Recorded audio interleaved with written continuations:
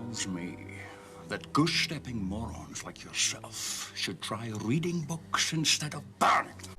I know I just released a video about 2 hours ago stating that I probably would not be doing another video on the Canadian trucker protest, and we had somewhat of an end result. But now that Canada has decided to freeze truckers' banks accounts. As of today, a bank or other financial service provider will be able to immediately freeze or suspend an account without a court order. In doing so, they will be protected against civil liability for actions taken in good faith. Federal government institutions will have a new broad authority to share relevant information with banks and other financial service providers. I'm right back here to talk about this. What's up, guys? John Claymore here, and of course we're talking about this trucker protest, and apparently it is getting a lot worse. Now, in the video I discussed that I released earlier about 2 hours ago, which by the way is the video that I made last night, I said that Justin Trudeau was going to be in a position, was in a position of weakness. Well, he just clamped down on that very, very hard. You see, if you decide to freeze a person's assets, the only thing you're going to do is embolden them to actually stay out there longer. I will explain that here in a second. Now, guys, before we dive into this, make sure you guys hit that like button. Make sure you guys subscribe. Make sure you guys share this video. Sign off in the comment section. Definitely hit that like button for the algorithm. And let's go ahead and dive into this. Also, something else too. The video that I plan to release today, later on today, is probably going to be delayed till tomorrow. I'm going to go ahead and finish it up today. But this is the video about the HTC versus Ryan Upchurch crap. I'll talk about that a little bit later. I'll work on it this afternoon. But the thing is this right here.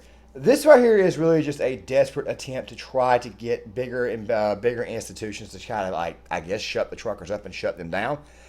This right here will not work, as you guys will see right here in this nice 2-minute clip from Maria Bartiromo. Powers against the truckers who are protesting vaccine mandates. Banks can now freeze their personal accounts, the accounts of anyone linked to the Freedom Convoy. Grady Trimble is live in Ottawa this morning with more on what the truckers have to say about this. Grady, an extraordinary measure by Trudeau.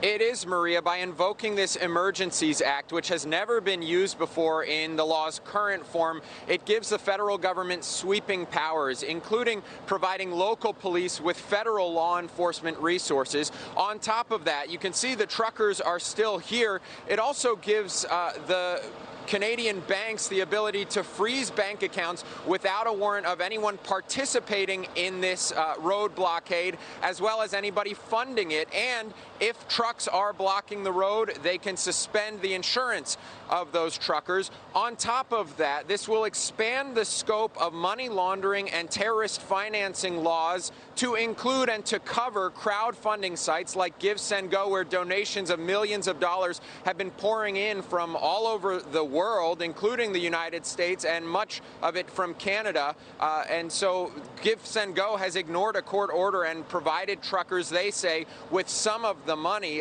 but this will now potentially prevent that from happening. I've been talking to the truckers here and asking them, will this change anything for them? You can see in this area, they've grown in numbers, and they tell me that the Emergencies Act won't deter them.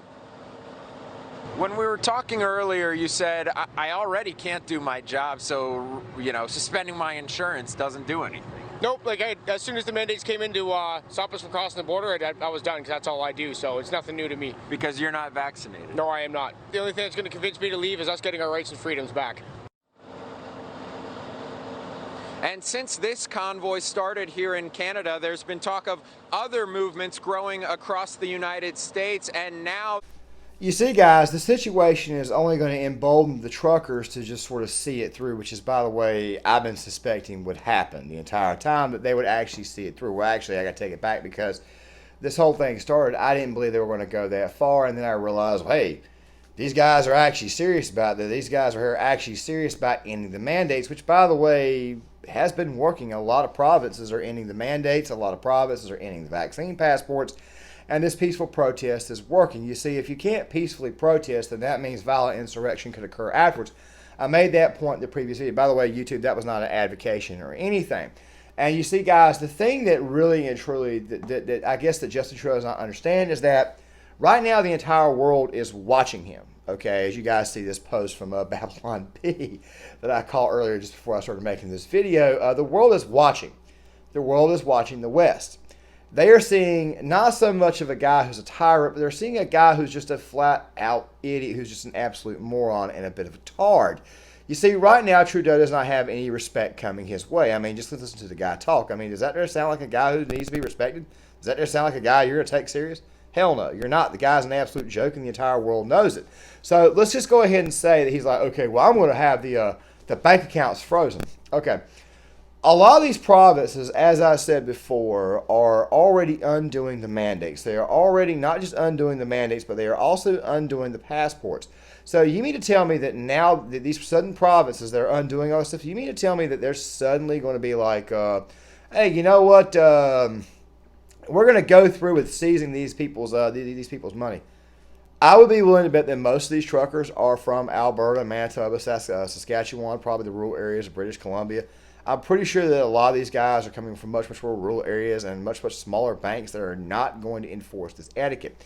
Another thing, too, when you go after somebody's money, it makes you look extremely weak and it makes you look tyrannical at the same time because you were a tyrant out of weakness. You see, most tyrants are quite frankly weak.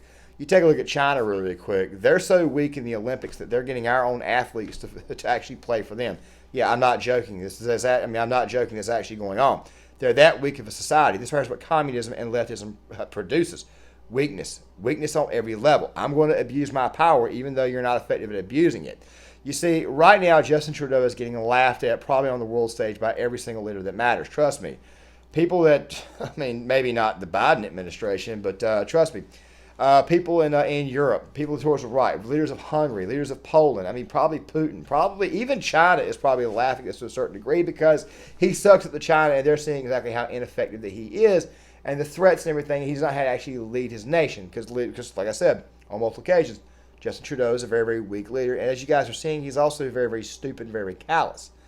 This right here is probably the last indication before we try something bigger. Now, what do you want to bet that Justin Trudeau doesn't try to use the military at some point in time? By the way, there was already a story out saying that the military did not want to get involved. You see, when you try to use the military against its own people, you're going to have what we call a patriot effect. And what I mean by patriot effect is people that are not loyal to the government, but people who are loyal to the people. You see, guys, who I'm saying. A lot of these people come from patriotic families, and they're not going to be interested in going against people like themselves. You see, when you have a military, it's designed to fight enemies overseas and abroad, not enemies at home. Usually law enforcement does that there. The military is probably not going to want to go through with this, and I would not be surprised if he does call the military in and he screws up so bad that the military actually decides to turn right back around and point their, we're not going to say it because of YouTube's guidelines, community guidelines, but let's just say that they decide to point everything back at him. Trudeau is losing support in his own constituency. He's losing support in his own party.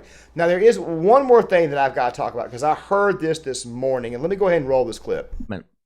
Attacking peaceful protests with extreme measures always backfires. We're starting to see it now. Vosh, prominent socialist YouTuber speaking out against the government. Shuan Head, of course, is more anti-establishment and populist, but they're having a conversation about this. And there are a lot of people who agree with him. It's showing that the Canadian government is losing a lot of the leftist support they had in trying to shut down these protests because they've gotten too extreme. This video right here is probably going to provide that little video clip from Tim Pool is probably going to provide a much larger context and a much larger explanation for on this week. But when he says that Vosh and Shuan Head and all these lefties are starting to side with the people, they're not siding with them because they're changing their ideology, Tim.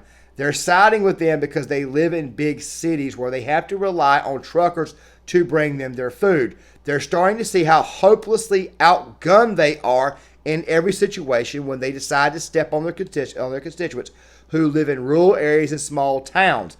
That right there will be a bigger video at a later date. I've had to explain this the past couple of weeks, especially with my Ron Perlman take, but I will probably provide another explanation at a later date. Guys, John Claymore, make sure you guys hit that like button. Make sure you guys subscribe. Make sure you guys share the video, sign up in the comment section, and I will see you guys later.